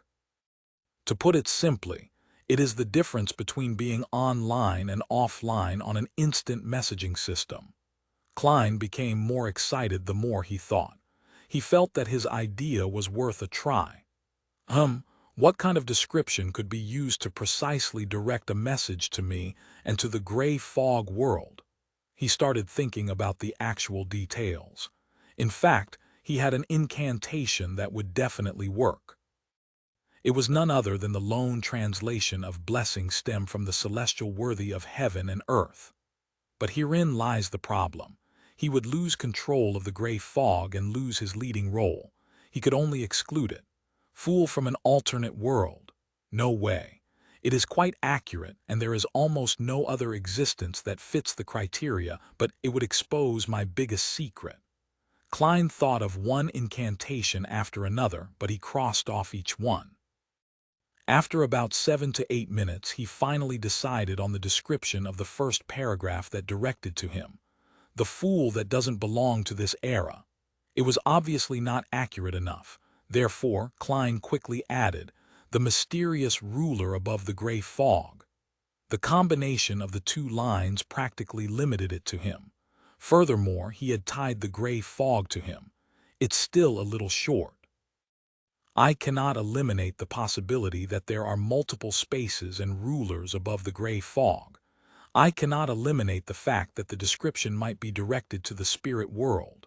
Klein creased his eyebrows and planned on making it more certain. He thought for a full minute and finally decided on the last part of the description. The king of yellow and black who wields good luck. It shared a similar meaning to blessings stem from the exalted theurge of heaven and earth one. If the incantation purely depended on that part of the description, it might end up being directed away and provoking unknown dangerous existences. But with the first two lines as a limitation, and his experience of arriving above the fog through a similar incantation, he believed that the target's description could result in a perfect lock-on. Klein wasn't sure if casting the ritualistic magic with those three descriptions would be effective, but he was definite that it would not attract the attention of another existence. It wouldn't throw Justice and the Hanged Man into danger. Klein heaved out a long sigh and recited the incantation that he had decided upon. The fool that doesn't belong to this era. You are the mysterious ruler above the gray fog. You are the king of yellow and black who wields good luck. He nodded his head slightly and took out his pocket watch to confirm the time. It's already 2:58. Without further thought, Klein put away his pocket and entered cogitation. Soon he chanted and took 4 steps counterclockwise to form a square.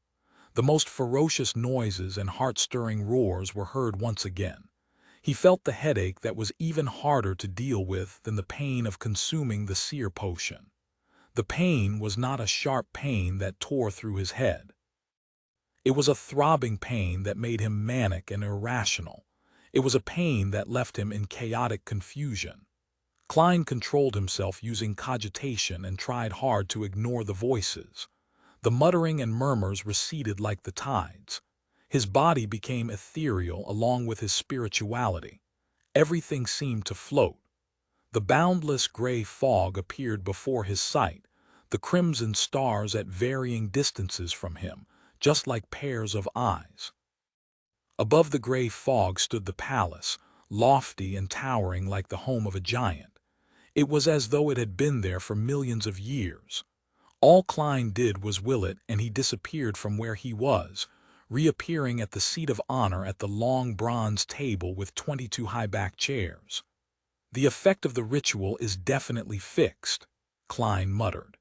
He tapped his glabella gently and allowed the fog to engulf him, once thicker than before. According to the description of the hanged man, if Justice had become a spectator, it would be best not to reveal any of his tics before her. Without any time for exploring, Klein extended his right hand and formed an invisible connection, connecting him to the two familiar crimson stars. On the roaring blue waves of the Sanya Sea, an ancient sailboat was sailing with the wind. Alger Wilson locked himself in the captain's cabin and made Ghost Ship provide him the best protection. He opened the pocket watch before him and laid it next to the brass sextant. The clock was ticking without joy as it exuded nervousness. When the hour hand, minute hand, and second hand aligned, there was an explosion of crimson before Alger Wilson. It ignored the layers and layers of protection he had placed over himself. Sigh. His sigh reverberated across the captain's room. Backlund, Empress Burrow. Audrey Hall laid against a down feather pillow and glanced at the yellow paper in her hand. Her gem-like eyes looked like they had two souls spiraling slowly in them. Her gaze was calm and cool, as if she were waiting for a play to begin.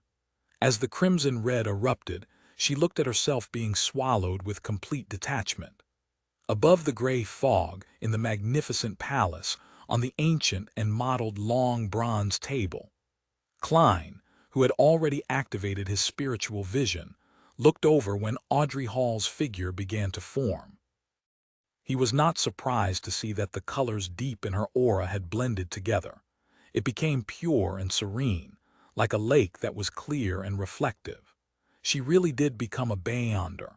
Klein was just about to move his gaze away when he suddenly saw the chair belonging to Miss Justice change. The bright stars on the back of the chair moved swiftly, forming an illusory constellation that didn't belong to reality. That constellation was familiar to Klein because it was one of the symbols of mysticism. It was a symbol that represented giant dragon, spectator, giant dragon. Klein restrained himself from shaking his head and looked over at the back of the hanged man's chair. Typically speaking, it was impossible for him to see the back of the chair from his angle, but this was where he was in control. Everything presented itself according to his will. The constellation on the back of the chair had not changed, but since Klein had grasped the basics of mysticism, he wasn't as ignorant as before. He could recognize that it was the symbol of windstorm. Sailor, keeper of the sea, windstorm, that's reasonable. The color deep in the hanged man's aura is much purer than it was. Has he leveled up? Oh yeah, what about the symbol behind my chair? Klein suppressed his impulse to look, rapped the edge of the long table thrice just like before, and smiled as he said, "Congratulations, Miss Justice, you are a beyonder now." He can tell straight away. Audrey was stunned and smiled faintly. "Thank you, Mr. Fool, and thank you, Mr. Hanged Man." "That was much faster than I thought," Alger Wilson said honestly. Klein didn't continue the topic but tapped his glabella and said with a smile, "Lady, sir, have either of you found Roselle's diary?" In Chinese, yellow refers to earth and black refers to heaven. 59 Roselle's origins. Upon hearing the fool's question, Audrey did not immediately answer like in the past.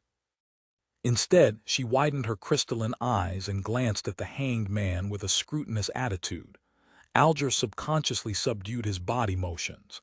After a few seconds of silence, he said, "I found 2 pages of the Emperor Rosel's diary and have memorized their contents."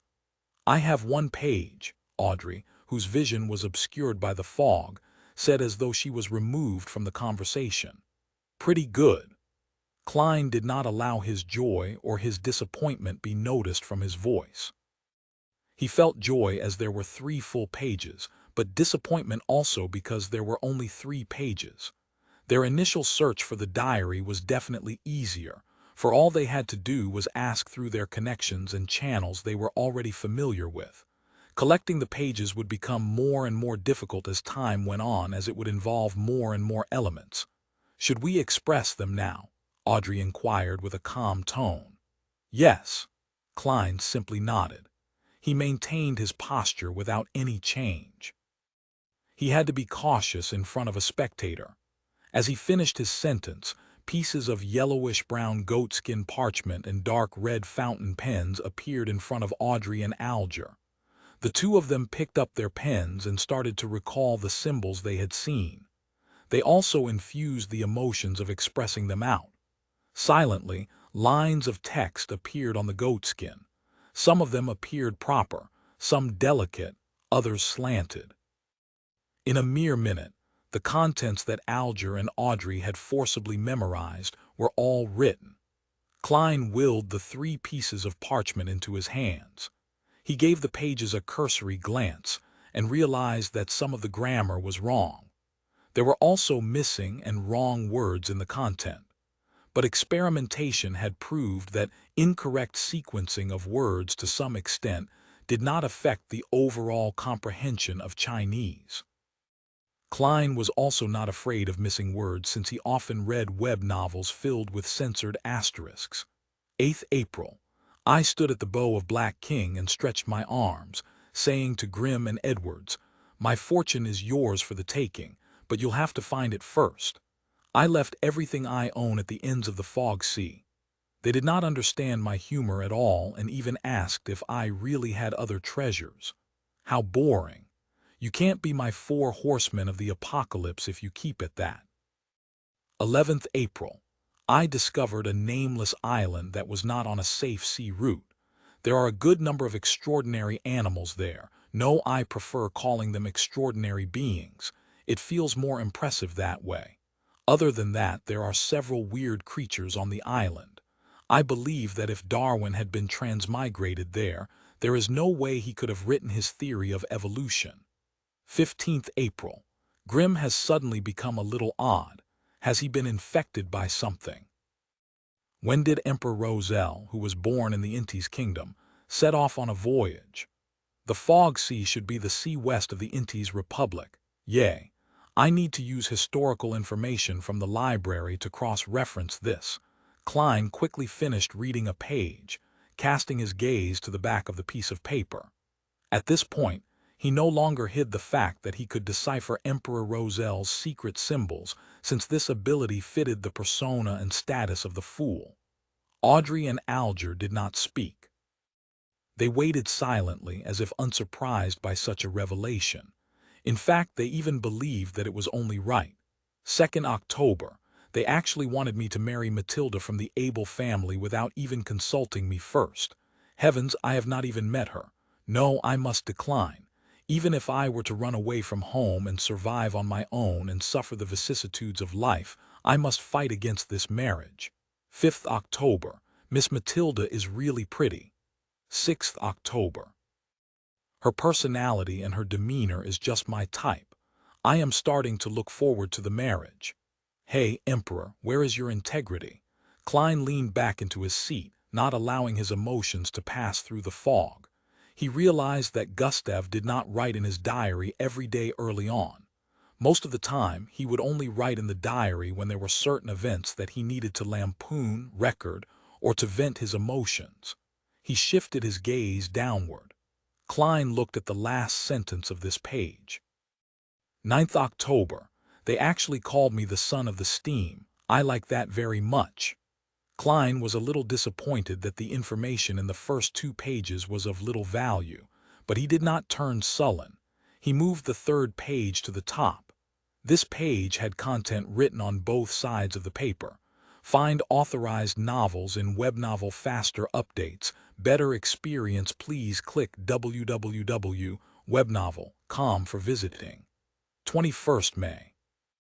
The Church of the God of Craftsmanship gave me 2 choices, 2 beginning sequence pathways.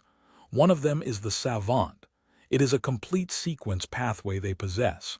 The other is Mystery Prior, which they obtained from the Moses ascetic order, but it lacks the higher sequences. 22nd May. My choice was easy. Savant. The Savant has a complete sequence pathway. Although wielding more information on mysticism can aid my return home, the problem is that if I am not strong enough, there is a need to acquire external help for transmigration. And I do not know if this external entity would be good or bad, benevolent or malicious. I cannot control it, and thus it could be very dangerous. In that case, why not strengthen myself and return by relying on my own powers?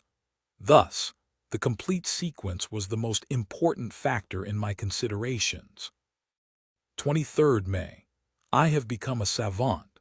With the power of the potion, I actually recalled all the knowledge I had learned in the past, such as physics, chemistry, etc. I have not only recalled the knowledge, but I understand it more deeply, as well as its possible applications and implications. Haha, this is a job specially tailored for a transmigrator like me from an alternate realm. I will be able to express my advantage to the greatest extent.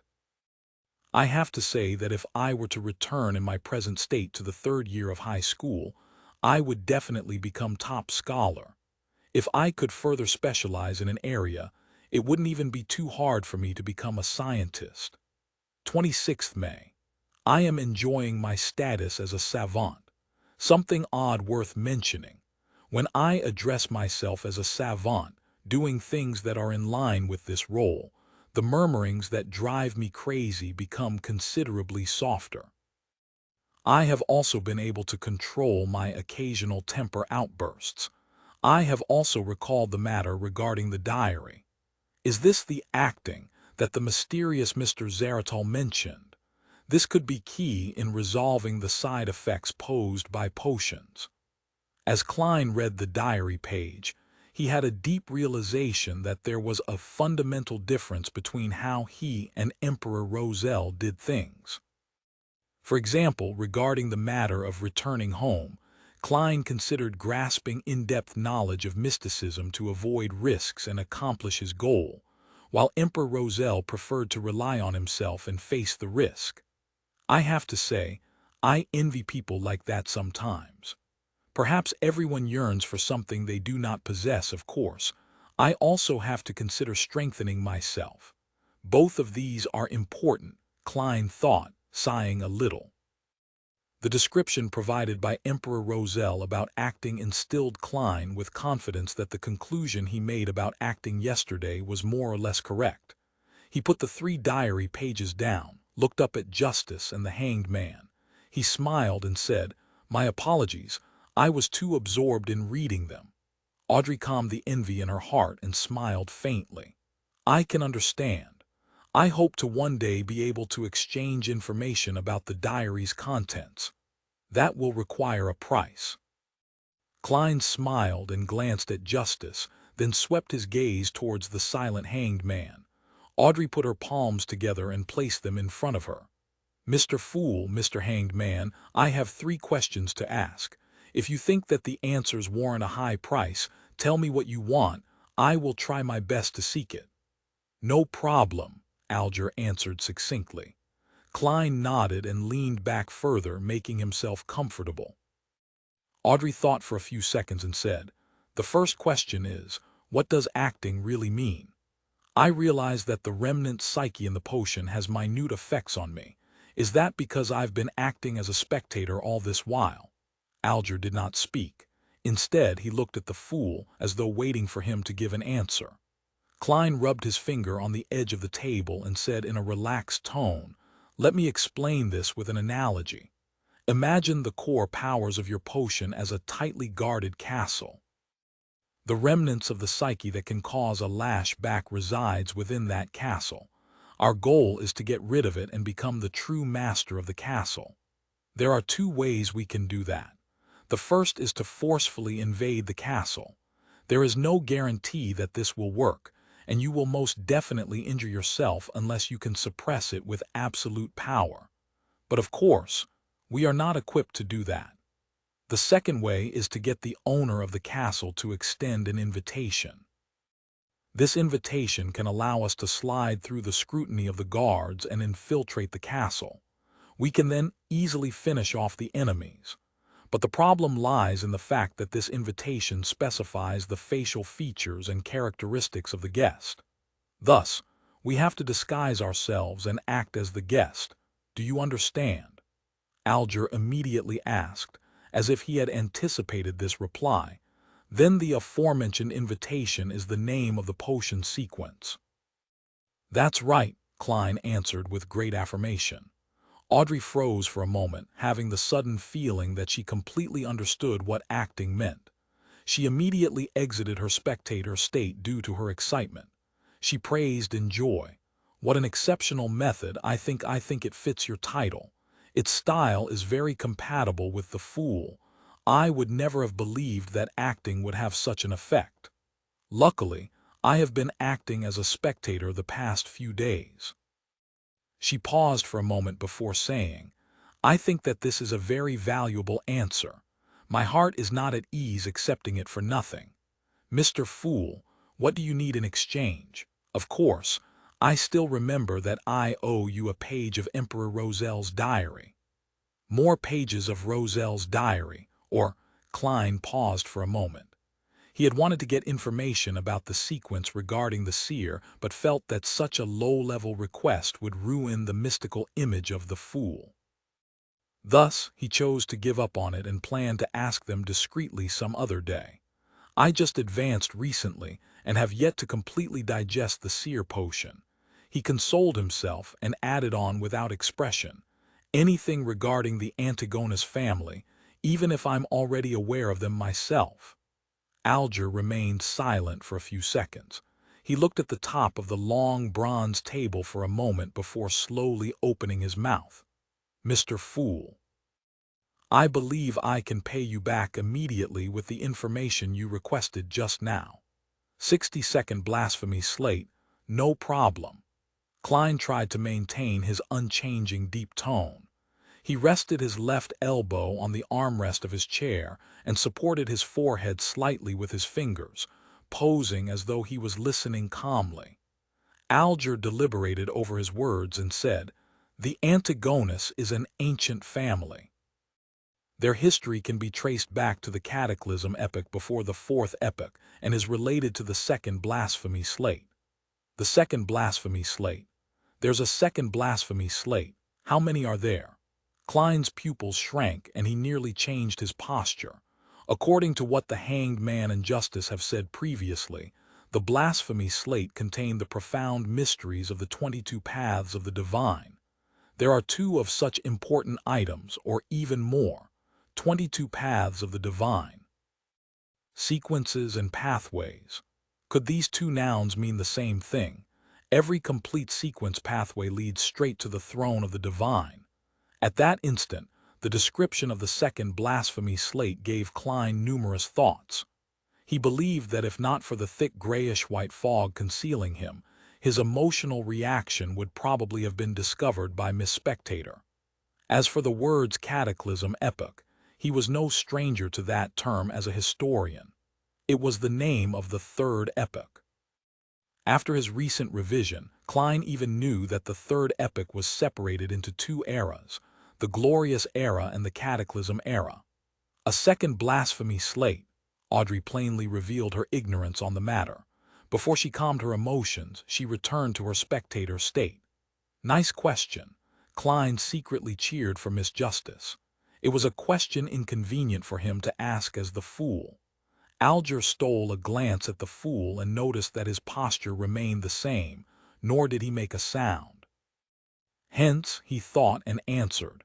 The first blasphemy slate appeared in the Dark Epoch, which is the second epoch where we humans struggled to survive under the protection of gods. The second blasphemy slate appeared at the end of the third epoch. It could even be said that its appearance symbolized the end of the Cataclysm epoch. The content of the two blasphemy slates is kept secret by the 7 major churches. I only know bits and pieces of it. I only know that they involve the pathways to godhood, but I am not sure of the differences between them. Was the blasphemy slate that Emperor Roselle saw the first or the second? Audrey asked curiously. Upon hearing that, Klein recalled what Alger said about the potion names during the first gathering. He said that the names of the sequence potions were derived from the blasphemy slate. Similarly, Captain had also mentioned that the formation and completion of the potion system was thanks to the birth of the blasphemy slate. That indirectly confirms that the pathways to godhood are the sequence pathway. Klein answered his earlier question silently. Then Alger simply replied, "The second one." The glint in Audrey's eyes diminished, and she returned to her spectator state. She did not continue asking questions. Instead, all she did was focus her gaze on the hanged man. It was obvious that her scrutiny made Alger uncomfortable, but he suppressed the emotions within him. He lowered his voice and continued. During the Solomon dynasty in the 4th epoch, although the Antigonus family was considered an illustrious part of the aristocracy, they didn't do anything very memorable until they supported the establishment of the Tudor Empire. They then stood right in the middle of the stage of northern continent. In that period, Antigonus, Ammon, Abraham, Jacob, and others were illustrious names of the human kingdom. However, after the War of the Four Sovereigns, the blood emperor from the Tudor Empire perished. They fell from the top of their pedestal and are now hunted by the 7 gods. I am not sure about the actual process, but I do know that the Antigonus family was destroyed at the hands of the Church of the Evernight Goddess. Mr. Fool, if you'd like to know more, I am afraid that you can only obtain the information from the Church of the Evernight Goddess or from the few ancient secret organizations. You know which few I am referring to. I don't. Klein nodded while feeling bitter inside. Okay, the secret order is one. Captain and Old Neil mentioned the Moses ascetic order. I wonder if the psychology alchemists count. While he mentally checked off the candidates, Alger provided him with the last bits of information. I similarly have no idea which sequence pathways the Antigonus family held. There are only 2 adjectives that appear repetitively in the descriptions of the Antigonus family, and those are strange and terrifying. Strange and terrifying. Thinking back to the notebook, the original Klein and his classmates, and what happened to Ray Bieber's mother, it really is aptly worded. Klein continuously rapped the edge of the long table with the tip of his finger a couple of times. Then he slowly began to speak. Very well, I am satisfied with the payment. The reason he continuously rapped the long table lightly with his fingers was to emphasize the action, to make justice, and the hanged man believed that he had a habit of rapping in order to conceal the fact that the same motion was used to activate and deactivate his spirit vision. It's my pleasure. Alger did not say anything else. Audrey took a look at the hanged man and then the fool. She smiled faintly and said, "Then, I shall ask the second question. What is the name of the subsequent potion for Spectator? Where can I find the clues?" I'd also like to ask so straightforwardly, but different choices lead to different difficulties. Klein did not speak but cast his gaze towards the hanged man. Alger remained silent for a few seconds before saying, "I'll answer the question for free because I led you on this pathway." The subsequent sequence for Spectator is Sequence 8 Telepathic. The ancient name of Sequence 7 is Psyche Analyst but is called Psychiatrist now. This is what I found out from a member of the psychology alchemists. I think they should have quite a number of potion formulas for this pathway. Psychology alchemists. Spirit medium Dolly was rather approving of their theory, but Captain thought of them as evil and crazy. Klein listened while in deep thought. "Do you know the whereabouts of that particular psychology alchemist's member?" asked Audrey as her eyes beamed with joy. Be it telepathic or psychiatrist, both names appealed to her aesthetics. Alger gave a rare laugh. "I do. He's immersed in the seas around Sonia Island. I sank him with my own hands. If you would like to look for the psychology alchemists, I have to apologize since I severed the clues." He was not worried that Justice would find his identity through his description because he did that on his own out of the public eye. Sank. Audrey was at a loss how to reply or what expression to wear. She drew a deep breath and suddenly failed to maintain her spectator state. She asked bashfully, the third question, if a normal animal were to drink a sequence 9 potion, what would happen? What kind of a question is that? Klein tapped his glabella unnoticeably with his finger that was supporting his forehead. Very quickly, he saw the changes in color and noticed that Audrey's emotions had turned frantic, nervous, and a little ashamed. Could she have done something that stupid? Klein was astounded but didn't find it strange. After the past 2 gatherings, he was certain that Miss Justice was quite an airhead. The hanged man, Alger, was obviously dumbfounded as well. He took a while to reply. "Normal animals do not have the brains of humans. They wouldn't be able to learn cogitation in a timely manner. Therefore, it would most likely lead to immediate death or a breakdown into a monster. However, if they survive the initial ingestion of the potion, they should become an extraordinary creature. If the potion has the ability to enhance their intelligence, they can even become smarter." "All right." Audrey breathed out a silent sigh and nodded while saying with a relaxed tone, "I have no other questions." Alger considered for a moment and did not mention matters regarding the Aurora Order or the listener. Similarly, he shook his head and said, "Nor do I have something." Klein didn't change his posture but said with a smile, "It will require your cooperation." He had yet to turn off his spirit vision, and he immediately saw that the hanged man was showing signs of nervousness, while Miss Justice was too simple-minded to show fear or carefulness. Before they could reply, Klein comforted them. "Don't worry. It's trivial. If it succeeds, it will be beneficial to you, so I wouldn't be paying extra remuneration. Go ahead." Audrey instinctively entered the spectator state, but she couldn't see through the thick gray fog engulfing the fool. "As you will," Alger replied, steadying himself. Klein moved his fingers and smiled when he said, "Previously, I said that we would do some experiments to enable you to ask for a leave of absence. That way you do not have to worry if you have to be somewhere inappropriate on a Monday afternoon. That's our wish." Audrey loosened her tightly knitted eyebrows. Alger thought and said, "What do you need us to do?" "You could try a piece of ritualistic magic during your free time. It need not be too formal, as long as you are in an environment that won't be disturbed. Put 4 brand new candles on an altar, placed on 4 corners respectively. It's best if they are candles with a sandalwood scent. Put a loaf of white bread near the candle on the top left corner, a bowl of Fainapotter noodles near the candle on the top right corner, paella by the candle on the bottom left corner, and a daisy pie by the candle on the bottom right corner. Use a silver knife to make a sealed spiritual environment."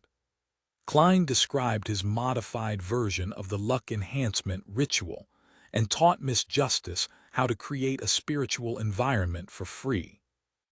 To be frank, as the ritual was targeted at himself, Klein believed that the former part, which was intended to attract the interest of an entity, could be omitted completely. However, he still worked hard to make the procedure seem important. Of course, it didn't comply with what old Neil taught about gods being second and oneself being third. Mix moon flowers, gold mint, Slumber flowers, fingered citron and rock rose together, then distill it. Extract it for its essential oil, then pour a drop onto each candle. Audrey listened with piqued interest as she recorded all that he said. When he was done, she asked, "What about the incantation? Mr. Fool, what's the corresponding incantation?"